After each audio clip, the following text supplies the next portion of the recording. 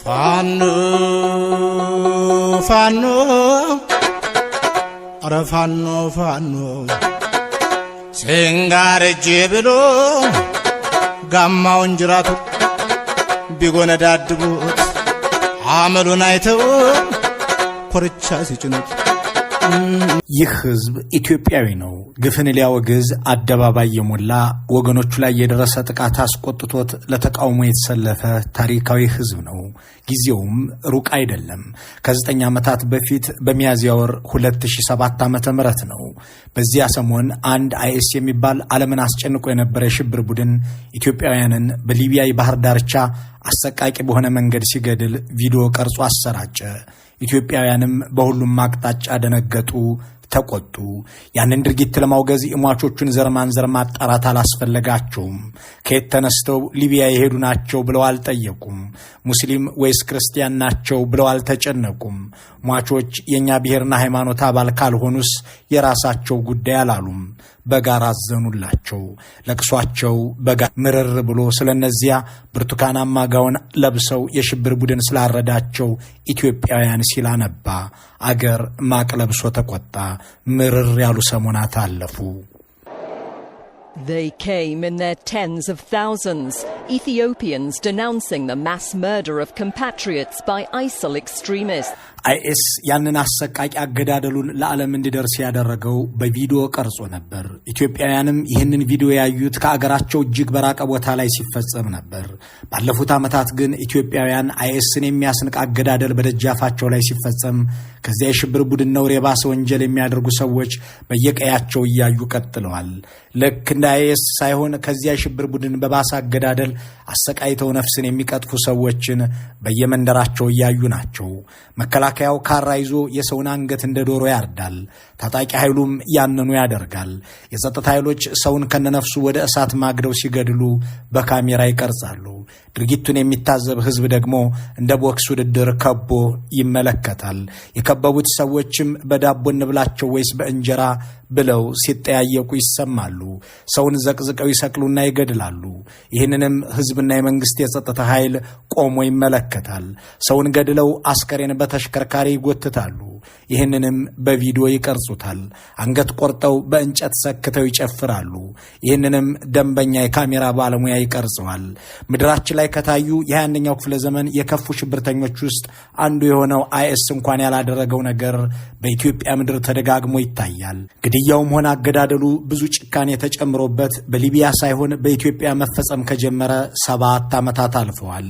ሰዎቹ ሲገድሉ ብቻ ሳይሆን አስገድደው ሲደፍሩም ይቀርጻሉ። ከዚያም ለህዝብ ያሰራጩታል። እናት የልጇን ታርዶ መሞት፣ አባት የአብራኩን ክፋይ ተቃጥሎ መገደል የሚሰሙት በሚዲያ ነው። ጥያቄው ያን የፋርስና የመካከለኛው ምስራቅን የሽብር ድርጅት ያወገዘው የኢትዮጵያ ህዝብ የት ገባ የሚለው ነው። ከአይኤስ የባሱ ገዳዮች፣ ከዚያ የሽብር ቡድን የላቁ አራጆች፣ ከዚያ ክፉ ቡድን የበለጡ ጨካኞች በኢትዮጵያ ምድር በበዙበት በዚህ ወቅት ደንግጦ የሚቆጣ ገንፍሎ አደባባይ የሚወጣ ህዝብ የጠፋ ያ ብሔርና ሃይማኖት ሳይለይ ለተጎዱ ወገኖቹ ሲያለቅስ የነበረው ለማያውቃቸው ሰዎች መንታ መንታ እንባ ሲያነባ የነበረው ህዝብ ዛሬ የተደረሰ ስለምን ያንን ህዝብ ሟቹ የኛ ወገን አይደለም ብለው በዝምታ እንዲታለፍ የሚቀሰቅሱ ሰዎች በለጡት። ከሞቱ አሟሟቱ ይሉት ቢልን ለትውልድ አስተላለፈው ህዝብ እነዚህን የጭካኔ አገዳደሎች ለመስበር ስለምን ጉልበት አነሰው? ሰውን እንደ ዶሮ አርደው የሚገድሉና ከነነፍሱ የሚያቃጥሉ ወታደሮችን ያሰማራው መንግስት እነዚህን አሰቃቂ አገዳደሎች አንድም ቀን አውግዟቸው አያውቅም። ምክንያቱ ድብቅ አይደለም። ከሻሸመኔ እስከ ደብረ ታቦር፣ ከትግራይ እስከ ሰሜን ወሎ፣ ከቤኒሻንጉል ጉምዝ እስከ ወለጋ፣ ከአጣዬ እስከ ደራ አይኤስን ያስናቁ አራጆች ታይተዋል። አራጆቹ ከአይኤስ የኮረጁትና አሻሽለው የፈጸሙት አገዳደልን ብቻ አይደለም የካሜራ አቀራረጽንም እንጂ። ተቀርጸው ወደ ሚዲያ የደረሱ ግን ሟች ከኔ ወገን አይደለም ብለው እንዲረሱና እንዲበሰበሱ ያደረጉትን ታሪኮች በዚህ ዝግጅት እንመለከታቸዋለን። ገዳዮች ቪዲዮ ቀርጸው ወይም ተቀርጸው ለማህበራዊ ሚዲያም ሆነ ለዓለም አቀፍ መገናኛ ብዙሃን የደረሱ ታሪኮችን የትና ምን መቼ ተፈጠረ፣ ከዚያስ ህብረተሰቡ ምን ምላሽ ሰጠ የሚለውንም እናየዋለን። ሆኖም እነዚህ ስነ ልቦናዊ መረበሽን የሚያስከትሉ ቪዲዮዎችን ለተመልካቾቻችን ማሳየት አልወደድንም። ታሪኮቹን ግን እናስታውሳችኋለን። ማልጀት ከፈልተመን ከፈልቱ ይህ ሰው ከዛፍ ጋር ታስሮ ገንዘብ እንዲከፍል የሚጠየቀው በአንድ ስሙ ባልታወቀ የኦሮሚያ አካባቢ ነው። ይህንን ቪዲዮ ቀርጸው የለቀቁት አጋቾች ከዚያ በኋላ ይረዱት አሊያም ጠብሰው ይብሉት የሚታወቅ ነገር የለም። ይህ በአማራ ክልልም ሆነ በኦሮሚያ እንዲሁም በሌሎች አካባቢዎች በየቀኑ የሚከሰት ተራ ጉዳይ ሆኗል። አሰቃቂ አገዳደሎች ማህበረሰቡ እንዲለማመድ የተደረገው ነሐሴ 6 2010 ዓ.ም ጀምሮ ነው። በዚያ ብልጽግናዊ ጫጉላና መደመራዊ መንጋ አገሩን በሞላበት ወቅት በሻሸመኔ ከተማ የተጀመረው ነውር ሰውን ዝቅዝቅ ሰቅሎ በመግደል አንድ ብሎቅ ጀመረ። በዚያች ዕለተ ሰንበት ነሐሴ 6 2010 ዓ.ም አንድ ሰርቶ አዳሪ ለፍቶ ከመኖር ውጪ የገዳዮቹን ፖለቲካ የማያውቅ ሰው ተይዞ በደቦ ተገደለ። ነፍሱ ስታጣጥርም በቋሚ እንጨት ላይ ዝቅዝቅ ሰቅለው ገደሉት። ይህንን ሲያደርጉም የኦሮሚያ ልዩ ኃይል ቆሞ ይመለከት ነበር። ተቆጥሮ የማያልቅ ሕዝብም አጅቦ ያስፈጽሟል። ሟቹን ለማዳን ነውሩን ለመቃወም የደፈረም የፈለገም ሰው አልታየም።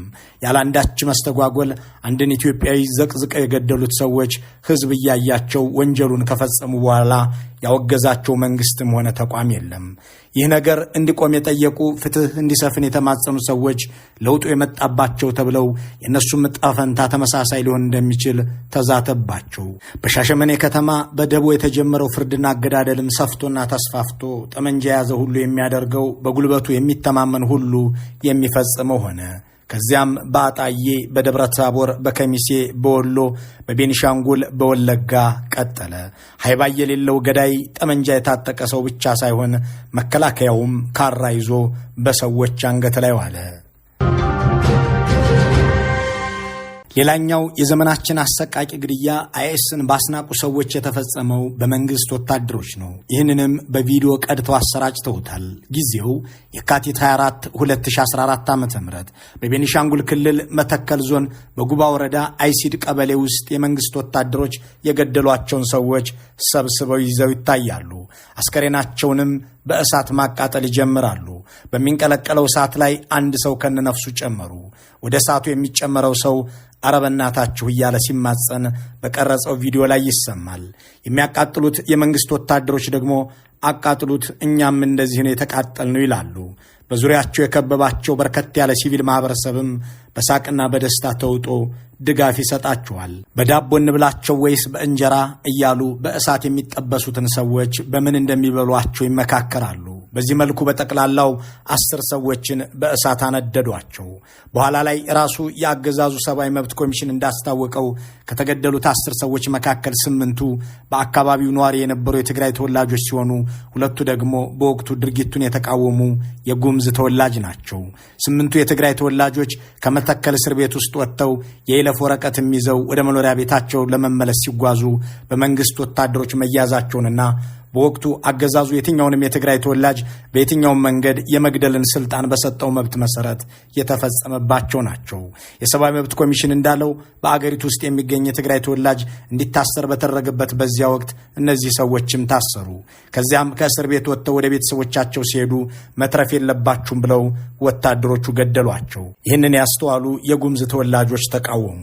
ሁሉንም በጥይትም በእሳትም አቃጠሏቸው። ይህንን ነውር ከቦ ሲያዳምቅ የነበረው የህብረተሰብ ክፍል ሳይበቃ በወቅቱ የእኛ ብሔር ሰዎች ካልሆኑስ ችግር የለውም በሚል የሚያወግዝ ጠፋ።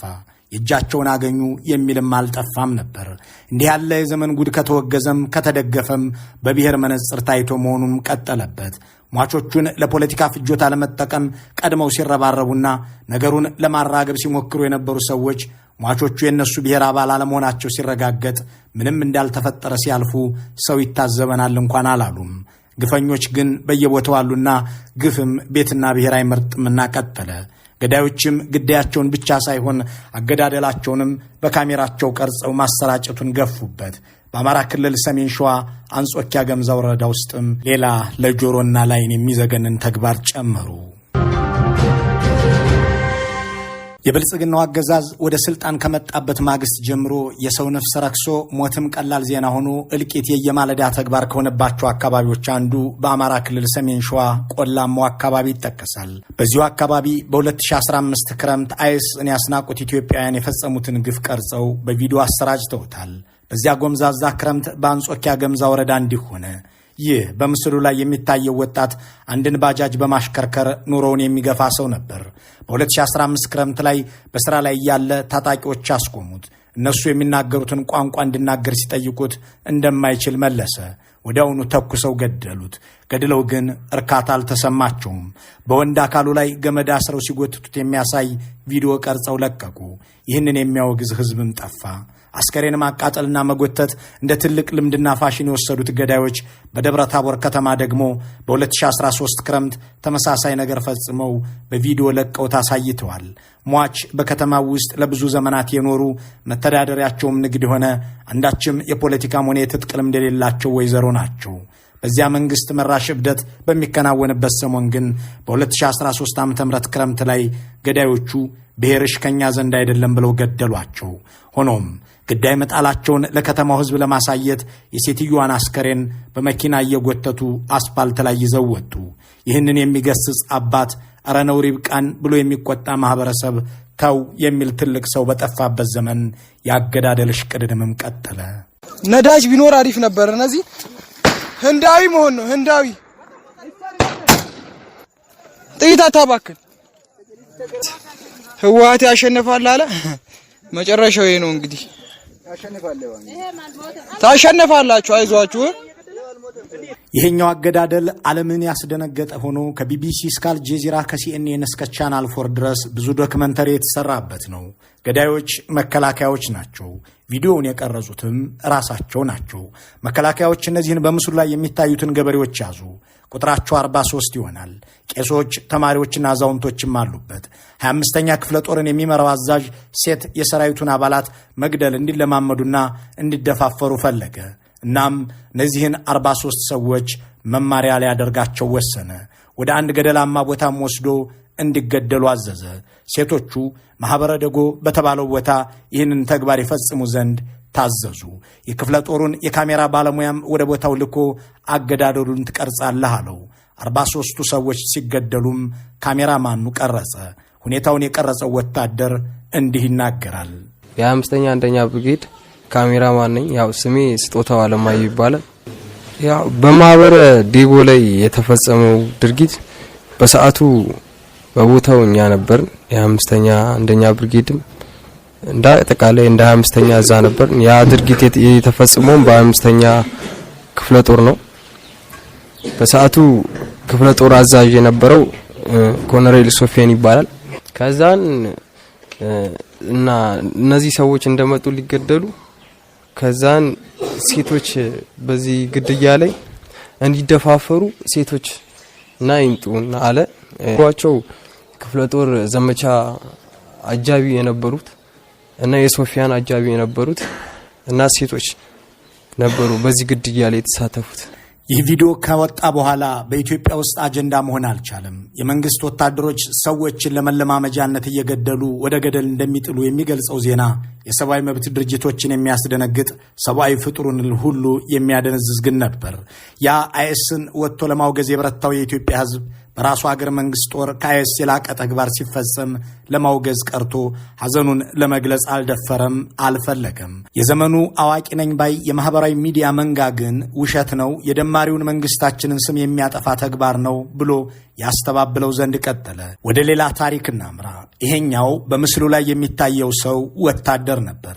የትግራይ ሰራዊት አባል ሆኖ በብልጽግና መከላከያ ሰራዊት ተማረከ። ማራኪዎቹ ሲይዙት ጀምረው ወደ መኪና ጭነው ሲወስዱትም በካሜራቸው እየቀረጹ ነበር። በመጨረሻም ይህ በምስሉ ላይ ካራ ይዞ የሚታየው ወታደር ሲያርደው የሚያሳይ ቪዲዮ ተለቀቀ። በወቅቱ አባቱ ልጃቸው ሲታረድ የተመለከቱት በድንገት በፌስቡክ ነበር። እነዚህ የመንግስት መከላከያ ወታደሮች ደግሞ በእግራቸው ረግጠውት የሚታየው በትግራይ ክልል ውስጥ በነበራቸው ዘመቻ ከገደሏቸው ሲቪሎች የአንዱን ነው። ሆኖም ያንን አንድ ከርታታ አርሶ አደር ለመግደል ጥይት አላባከኑም። የሰላ ካራቸውን አውጥተው ሲያርዱትና ሲሳሳቁ የሚታዩበትን ቪዲዮ ቀርጸዋል። መሞቱን ሲያረጋግጡ ደግሞ በቃ ተወው ጨርሰኸዋል እየተባባሉ ይስቃሉ። በዚያው ሰሞን አንድ ስሙ ባልታወቀ ሌላ ቦታ ደግሞ ሌላ አሰቃቂ ተግባር እየፈጸሙ ሌላ ቪዲዮ ቀረጹ። በቁጥር 20 የሚሆኑ የመከላከያ ወታደሮች ከበው በቆሙበት ቦታ ላይ ከመሃላቸው አንድ የሚንቀለቀል እሳት አለ። ከሚንቀለቀለው እሳት ላይ አንድ ዕድሜው 17 ወይም 16 ዓመት የሚገመት ታዳጊ እየተጠበሰ ነው። በሳት የሚያቃጥሉት አልበቃ ብሏቸው አንዲት የ12 ዓመት ገደማ የምትገመት ታዳጊ ድንጋይ እየወረወረች እንድትቀጠቅጠው ያደርጋሉ። እነሱም በእንጨት እየወረወሩ ይወግሩታል። ያቃጠሉት ሰው መሞቱን ሲያረጋግጡ በቃ እንሂድ ሞቷል ብለው ይበታተናሉ።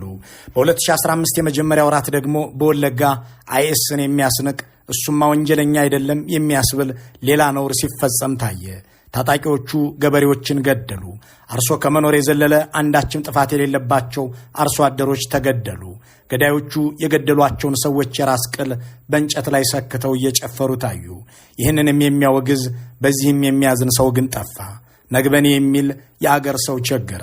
አረ ወዴት እየሄድን ነው የሚል የአገር ሽማግሌ አልታይ አለ። በዚህ መልኩ የቀጠለው ጭካኔ አሁን ደራና ሰላሌ ላይ ደርሷል። ይህንን አጋጣሚ ተጠቅሞ የፖለቲካ ጎሉን ለማስቆጠር የሚጥር እንጂ የተመጣበትንና የተደረሰበትን መንገድ ተመልክቶ የሚያወግዝ ሰው አልታየም። ከሞቱ አሟሟቱ የሚያሰቅቅ ታሪክ መመዝገቡ ግን ቀጥሏል። የዘመናችን ኢትዮጵያዊ አይኤሶች ሴቶችን ሲደፍሩም ቀርጸው በቪዲዮ ይለቃሉ። በቅርቡ ምስራቅ ወለጋ ነቀምት የተፈጸመው ለዚህ ማሳያ ነው። ነውር ብርቅ ያልሆነባቸው 4 የጭካኔ አውራዎች 2 ታዳጊ ልጃገረዶችን እየተፈራረቁ ሲደፍሩና እየተፈራረቁ ሲቀርጹ የሚያሳየው ቪዲዮ የለቀቁት ባሳለፍነው ጥቅምት ነው። ቪዲዮው ጥቃቱ የሚደርስባቸውን ታዳጊዎች በሚገባ ያሳያል። የደፋሪዎቹን ድምፅ ብቻ ግን እያሰማ ቪዲዮአቸውን አያሳይም። ይህንን ድርጊት ፖሊስ ይዤዋለሁ ሲል ለሚዲያ ተናግሯል። የት እንዳደረሰው ግን አልታወቀም። ከ4 ዓመታት በፊት አንዲትን ሴት በቡድን ደፍረው በመጨረሻ በሴት አካሏ ውስጥ ሚስማር፣ ፌስታልና ሌሎች መሰል ባዕድ ነገሮችን ጨምረው መሄዳቸውን የሚያሳይ ቪዲዮ በአዲግራት ሆስፒታል በኩል ይፋ ሆኖ የዓለም መገናኛ ብዙሃን አጀንዳ አድርገውት እንደነበር አይዘነጋም። እነዚህ ነውረኛ ታሪኮች ባለፉት ዓመታት ውስጥ የተፈጸሙት በቪዲዮም ለሕዝብ እንዲደርሱ የተደረጉት እጅግ ብዙ ቢሆኑም ጥቂቶቹ ናቸው። የዘመኑ ሚዲያ የያዛቸው በየሰው ሞባይል ላይም የተቀመጡ አያሌ ጭካኔዎችን፣ አእምሮን የሚያዝሉ በርካታ አገዳደሎችን በቪዲዮ ቀርጸው ያሰራጩት በርካቶች አሁንም አሉ። እነዚህን ድርጊቶች ግን አንድም ቀን መንግስት ያወግዛቸው ተሰምቶ አይታወቅም። የራሱን ወታደሮች እንዲያርዱበት ካራ፣ እንዲያቃጥሉበት ክብሪት ታስይዞ የሚያሰማራ አገዛዝ በሻሸመኔ ሰው ተዘቅዝቆ ቢገደል፣ በወለጋ አንገት ተቀልቶ ቢሰቀል፣ በቤኒሻንጉል ሰው ከነነፍሱ በሳት ቢቀቀል፣ በትግራይ ተገድሎ ወደ ገደል ቢጣል፣ በጎንደር አስከሬን በመኪና ቢጎተት ሊደነግጥ አይችልም።